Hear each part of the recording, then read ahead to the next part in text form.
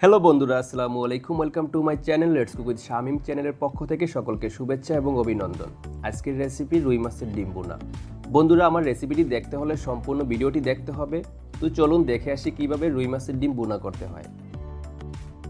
বন্ধুরা, রুই মাছের ডিম ভুনা করতে যে সকল উপকরণগুলো লাগে এখানে প্রত্যেকটি উপকরণ নিয়েছি।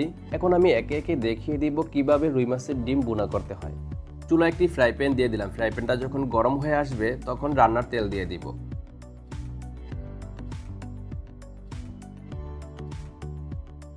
রান্নার তেলটা যখন গরম হয়ে আসবে তখন যে পেঁয়াজ কুচিগুলো করে রেখেছিলাম সেই পেঁয়াজ কুচিগুলো দিয়ে দিব।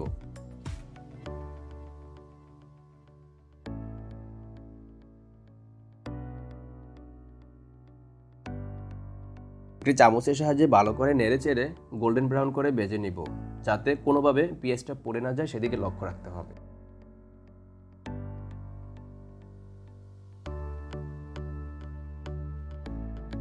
যখন পেঁয়াজটা হালকা বাদামি হয়ে আসবে তার সাথে অ্যাড করব পানি।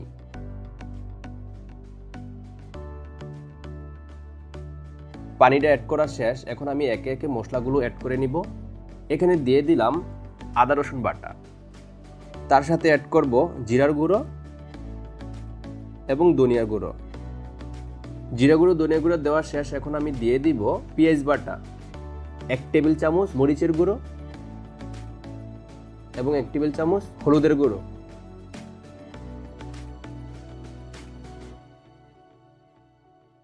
প্রত্যেকটা মশলা দেওয়া শেষ। এখন আমি চামচের সাহায্যে খুব সুন্দরভাবে নেড়ে চেড়ে কষিয়ে নিব। তো বন্ধুরা, মশলাগুলোর থেকে তেল বের হয়ে না আসবে ততক্ষণ পর্যন্ত কষাতে হবে। তো বন্ধুরা, মশলাগুলো থেকে তেল বের হয়ে আসছে। এখন আমি একে একে দিয়ে দিব যে মাছের ডিমগুলো রেখেছিলাম, ডিমগুলো দিয়ে দিব। তো দেখুন, মাছের ডিমগুলো দেওয়া শেষ। এখন চামচের সাহায্যে খুব সুন্দরভাবে নেড়ে চেড়ে ডিমগুলোর গায়ে মশলাগুলো মেখে দিব। তো মশলাগুলো মাখা শেষ। এখন সামান্য পরিমাণ পানি দিয়ে ডিমগুলোকে কষিয়ে নিব।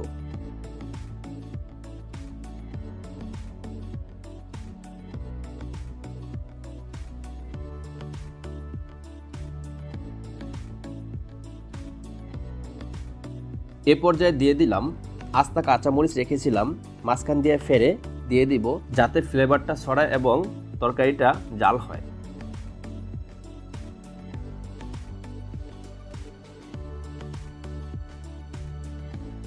আমি 2টা লেবু পাতা মাঝখান দিয়ে ফেরে দিয়ে দিলাম।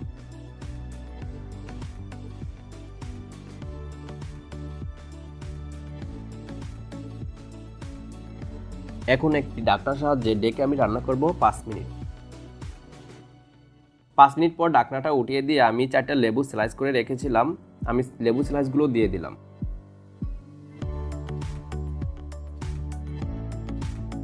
লেবুগুলো দেওয়া শেষ। এখন মাছের ডিমগুলো আমি টুকরো করে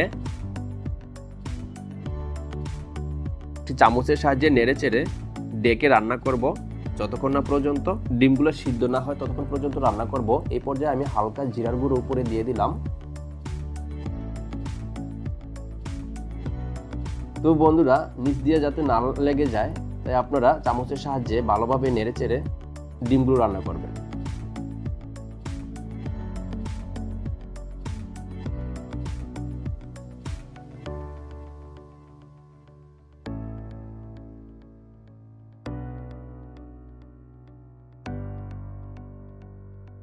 এখন আমি দিয়ে দিব প্রায় 1 টেবিল চামচ ফিশ সস। ফিশ সসটা দেওয়ার কারণ হলো এক্সট্রা যে একটা গন্ধ থাকে, গন্ধটা দূর হবে এবং একটা ফ্লেভার ছড়াবে।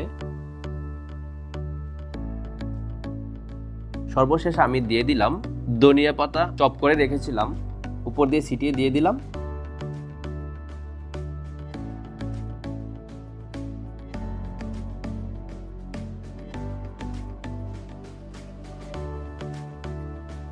ফ্লেভার ছড়ানোর জন্য আমি আস্তা 4-5টা কাঁচামরিচ দিয়ে দিলাম।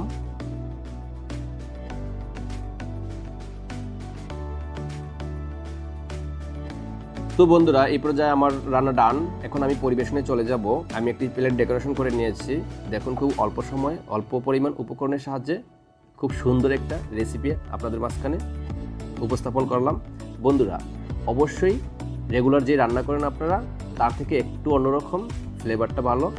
আপনারা ট্রাই করতে পারেন। যদি ভালো লাগে আমার চ্যানেলটা সাবস্ক্রাইব করবেন এবং আমার পরবর্তী ভিডিও দেখার জন্য আমাকে সাপোর্ট দিবেন। আশা করি ভালো লেগেছে। যদি ভালো লাগে ফ্যামিলি মেম্বারের সাথে শেয়ার করুন এবং বাসায় ট্রাই করুন। এ পর্যন্ত আল্লাহ হাফেজ, দেখা হবে পরবর্তী ভিডিওতে।